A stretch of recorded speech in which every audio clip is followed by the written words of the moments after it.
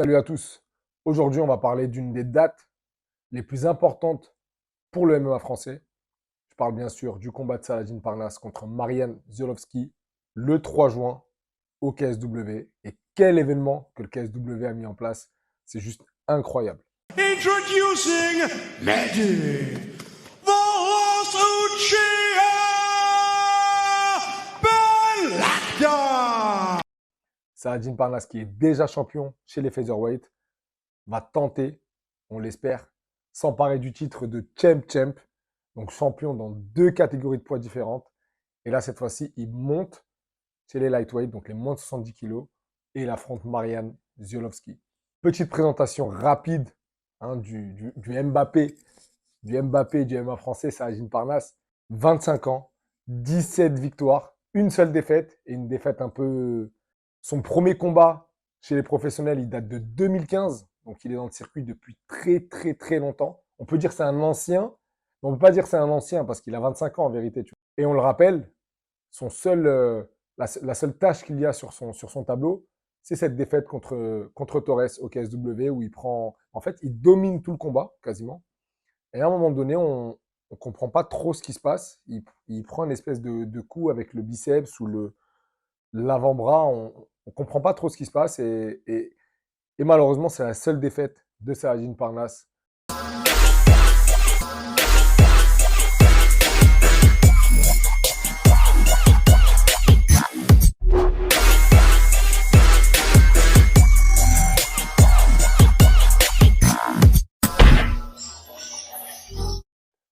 Même son adversaire était assez étonné par, par ce qui s'était passé.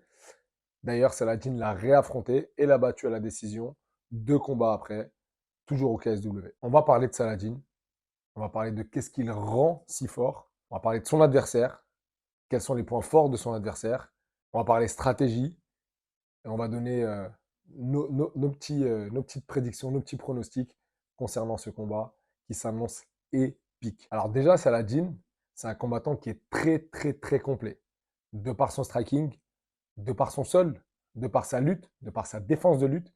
Et c'est quelqu'un qui a un gros physique. Alors quand on dit qu'il a un gros physique, c'est pas quelqu'un d'énorme, il n'est pas épais de ouf, mais c'est une machine de guerre. C'est-à-dire que pour avoir parlé à certains de ses partenaires d'entraînement, quand ils vont à la piste, il fait des records incroyables et il ne fait que d'améliorer ses records. C'est pas, il fait un temps de ouf lundi et mardi, il est un peu fatigué. Non, il est constant dans sa progression, dans son évolution et c'est un putain d'acharné de travail.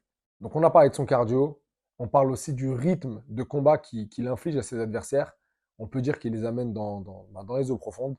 Saladin Parnasse, c'est quelqu'un qui met énormément de rythme, il distribue énormément de coups, il donne énormément d'informations à traiter à ses adversaires.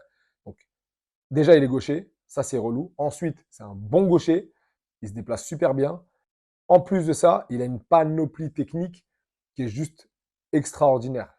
Il peut striker avec les poings, il envoie des kicks comme s'il était au PAO, il s'arrête jamais, tu donnes 3 coups, il en met 4, t'en donnes 5, il en donne 6, et ça s'arrête pas, il surenchère non-stop comme s'il avait, tu sais, un crédit illimité en réalité, tu vois. C'est encore plus simple pour lui de les tirer dans les profondeurs. Pourquoi? Parce que il les déborde debout, ils essaient de l'amener au sol, ils n'y arrivent pas, ils gaspillent de l'énergie. Au moment où ça se relève, il remet une couche. C'est vraiment, pour moi, c'est un combattant qui est très dur à gérer en tout cas. Deux choses aussi dont on parle très rarement quand on parle de Saladin Parnasse, c'est son sol. Il est très bon au sol, il le travaille tout le temps, même si on le voit en tout cas très peu en combat, ou en tout cas c'est quelque chose qu'on voit moins que son striking. Mais Saladin Parnasse, il a un vrai sol, il a un sol très adapté au MMA. C'est ce qui peut rendre le combat encore plus compliqué pour ses adversaires, parce qu'il peut les surprendre à leur donner du ground and pound, à leur donner du travail à faire techniquement quand il est dans la garde, dans la demi-garde, etc. Enfin, il a une gestion de l'espace qui est juste exceptionnelle. Saladin Parnasse sait se déplacer dans l'octogone, sait se déplacer dans un ring. Il sait où il est, où il va. Il sait cadrer son adversaire dans l'octogone. On ne s'en rend pas compte, mais c'est beaucoup plus difficile de cadrer dans un octogone parce qu'il n'y a pas de coin comme dans le ring. Et Saladin, ça, il sait le faire. Son adversaire, Marian Ziolovski, 25 victoires, 8 défaites et un no contest. Il est un peu plus âgé, 32 ans, et il est sur une série de 4 victoires d'affilée. Il était sur 6 victoires d'affilée si seulement Mateusz Gambrot, qui est aujourd'hui à l'UFC, n'était pas passé sur sa route, sur son chemin, et qui est venu entacher, encrasser cette belle série de victoires. Les points forts de l'adversaire de Salah, c'est son physique. Son physique, il mesure un peu plus d'1m83, 84. C'est un vrai lightweight pour le coup. Donc en dehors des combats, je pense que ça doit être quelqu'un, si on est dans la norme. Alors après, oui, il n'y a pas de norme, il n'y a pas de calcul, il n'y a pas d'études qui ont été faites. Mais pour être moi-même un lightweight, je sais que sans trop forcer, je peux monter à 84, 85 kilos. Sans forcer, c'est-à-dire que c'est mon poids naturel. On ne sait pas comment ça se passe dans les pays de l'Est. On ne sait pas comment ça se passe pour Marian Zelowski. Mais moi, je miserais pour un bon 85-86 kg hors combat. Donc ça peut être un gros atout, surtout après le cutting. Euh, Marianne, il peut, le lendemain de la pesée, être beaucoup plus lourd que Salah. Autre avantage, l'allonge. Il y aura beaucoup plus d'allonge que Saladin. Et son sol. Son sol joue en sa faveur. 50% de ses victoires par soumission et 50% de ses défaites par décision. Si on parle stratégie pour Salah, ce que je pense, c'est que le mieux qu'il puisse faire est de faire ce qu'il sait faire le mieux, à savoir débiter à mort, comme il sait le faire, comme si c'était du PAO. Défendre la lutte, ne pas laisser Marianne l'amener au sol, parce que, encore une fois, le poids, l'écart de poids peut rendre les échanges, en tout cas au sol, beaucoup plus difficiles. Salah va devoir faire attention aussi aux frappes surtout en sortie de corps à corps, en fin d'enchaînement, parce que là, pareil, d'habitude, quand tu affrontes quelqu'un qui est à peu près à ton poids, ça va. Mais quand le mec il te met 7-8 kilos, 8 kilos d'écart le lendemain, ça peut poser problème. Et c'est l'un des points sur lesquels il va falloir faire très très très attention. Bien lever les mains, être suffisamment en alerte pour les sorties de corps à corps, les sorties de cage control et les fins de série, les fins d'enchaînement. On n'oublie pas que c'est Saladin Parnasse qui monte de catégorie, qui va affronter Marian Ziolowski. Et d'ailleurs, l'adversaire de ça, donc Marian, a déclaré calmement sur les réseaux sociaux, je pense que Saladin Parnasse est dopé aux stéroïdes. Je trouve ça bas, moi, de la part de son adversaire, de se baser sur des photos, voilà, des photos Insta, des stories, des machins pour dire un tel est dopé, un tel n'est pas dopé.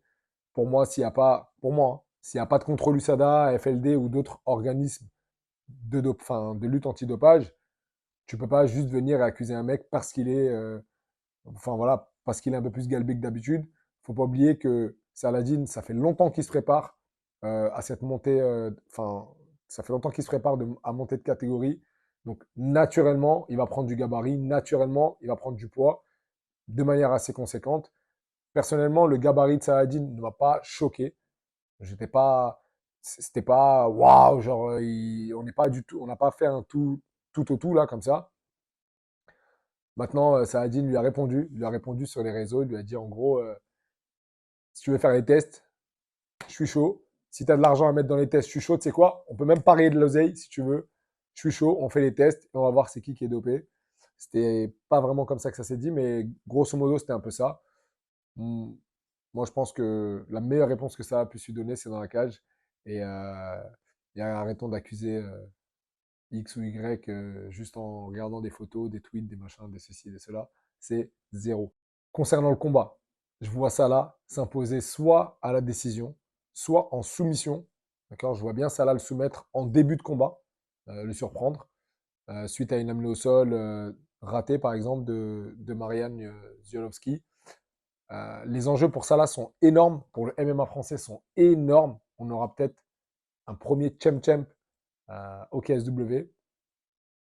Et ça voudrait dire quelle suite? Moi, la vraie question que je me pose, c'est une fois que tu gagnes 2 ceintures dans une organisation, c'est quoi la suite pour toi? Il me semble, si je dis pas de bêtises, que Mateusz Gambrot était champ au KSW et qu'il a été directement à l'UFC après. C'est tout le bonheur que je souhaite à la carrière de Saladin Parnasse parce que là, si tu es champ, du coup, tu plafonnes un petit peu.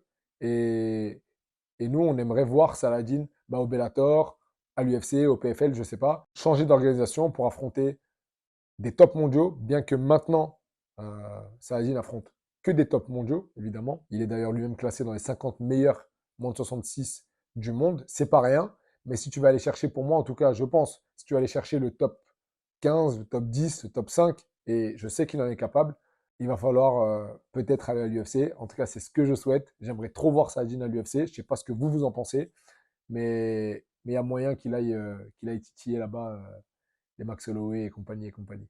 N'oubliez pas, le 3 juin, c'est sur RMC Sport que ça se passe. Le combat de Saladin Parnasse contre Marian Ziolowski. Dites-moi en commentaire ce que vous avez pensé de cette vidéo. N'oubliez pas d'activer cette foutue cloche. N'oubliez pas de vous abonner. Et surtout, envoyez un maximum de soutien à Saladin. Parce que là, ce qu'il attend, ça va être la guerre. Ciao.